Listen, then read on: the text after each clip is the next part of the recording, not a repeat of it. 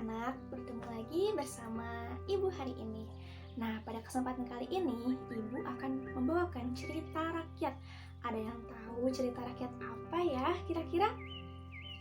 Nah, ini dia. Kita akan bercerita mengenai cerita rakyat Timun Mas. Pasti udah gak sabar kan mau nyimaknya?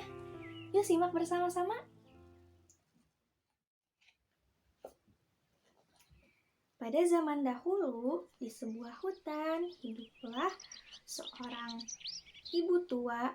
Dia tidak memiliki anak sama sekali. Dia selalu melakukan pekerjaannya sendirian.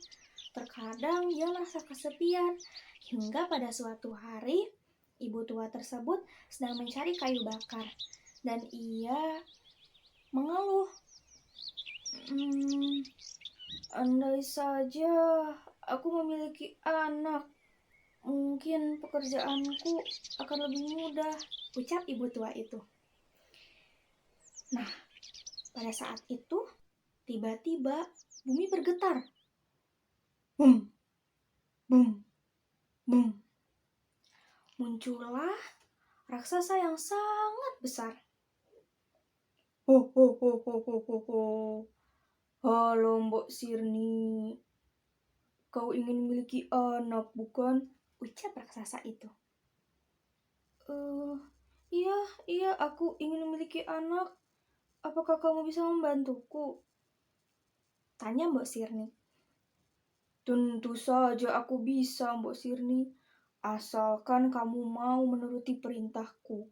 Jika anak itu nanti sudah besar, dia harus menjadi makananku. Ho, ho, ho, ho, ho, ho. Akhirnya, Mbok Sirni pun menyetujui perkataan raksasa itu. Lalu raksasa itu memberikan sebuah biji timun. Raksasa itu pun memberikan biji timunnya kepada Mbok Sirni. Sesampainya di rumah, Mbok Sirni menanam biji tersebut. Dan ternyata biji tersebut berubah menjadi pohon-pohon timun yang sangat banyak buahnya. Tetapi pada pohon tersebut terdapat salah satu buah timun yang sangat berbeda, yaitu berwarna kuning keemasan. Akhirnya Mbok Sirni pun membuka timun tersebut dan ternyata isinya ada bayi.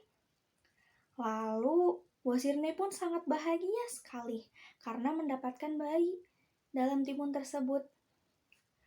Setelah bertahun-tahun lamanya, bayi itu pun tumbuh menjadi gadis yang sangat cantik. Lalu Mbok Sirni pun merasa teringat pada janjinya kepada raksasa zaman dahulu. Dia takut jika nanti bayinya itu akan dimakan oleh raksasa. Akhirnya, Mbok Sirni pun menemui seorang pertapa dan ia mencoba mencari solusi dari pertapa tersebut. Pertapa tersebut pun memberikan 3 bungkusan yang berisi biji timun, garam, dan juga terasi. Akhirnya, Mbok Sirni pun memberikan ketiga bungkusan tersebut kepada Timun Mas. Lalu setelah itu, suatu ketika, raksasa menagih janjinya kepada Mbok Sirni. Dia pun langsung menanyakan di mana keberadaan Timun Mas. Mbok Sirni yang sudah merencanakan sesuatu dengan Timun Mas, akhirnya mencoba mengalihkan perhatian kepada raksasa. Namun ternyata raksasa tersebut tahu jika Timun Mas sudah kabur. Akhirnya ia pun mengejar Timun Mas. Timun Mas pun akhirnya melemparkan bungkusan yang pertama yang berisi biji timun. Tidak disangka-sangka biji timun tersebut berubah menjadi pohon-pohon timun yang banyak sekali buahnya. Raksasa itu pun dengan cepat-cepat memakan buah timun tersebut sampai kekenyangan.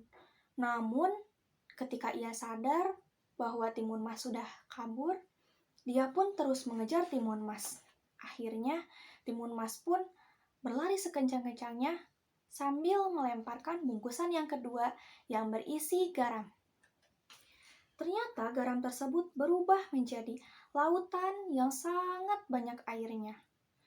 Raksasa tersebut tenggelam Namun, ia ternyata bisa berenang dan keluar dari air tersebut. Timun Mas pun sangat panik karena ia tidak bisa mengalahkan raksasa. Akhirnya, Timun Mas pun melemparkan bungkusan yang terakhirnya dengan harapan ia akan bisa lari dari raksasa sejauh mungkin. Ternyata bungkusan tersebut yang berisi terasi berubah menjadi lumpur yang bisa menghisap raksasa tersebut. Akhirnya, raksasa tersebut pun terhisap ke dalam lumpur dan ia tidak bisa melarikan diri dari situ. Dan raksasa pun akhirnya hilang ditelan lumpur tersebut. Lalu Timun Mas akhirnya bergegas pergi ke rumahnya dan menemui Mbok Sirni. Akhirnya mereka pun bisa kembali tenang tanpa gangguan raksasa. Dan akhirnya Mbok Sirni dan Timun Mas pun bisa hidup bahagia selamanya. Nah, anak-anak, tadi kita sudah sama-sama mendengarkan cerita mengenai Timun Mas. Nah, kira-kira pesan moral apa yang bisa kita dapatkan? Yang pertama, kita dalam menghadapi masalah itu harus bersabar dan juga harus bersungguh-sungguh. Karena kita melihat dari kisah Timun Mas tadi, Timun Mas sangat bersungguh-sungguh dan tidak mau menyerah. Akhirnya dia pun bisa mengalahkan raksasa. Lalu yang kedua, kita juga harus percaya bahwa setiap masalah pasti ada solusinya.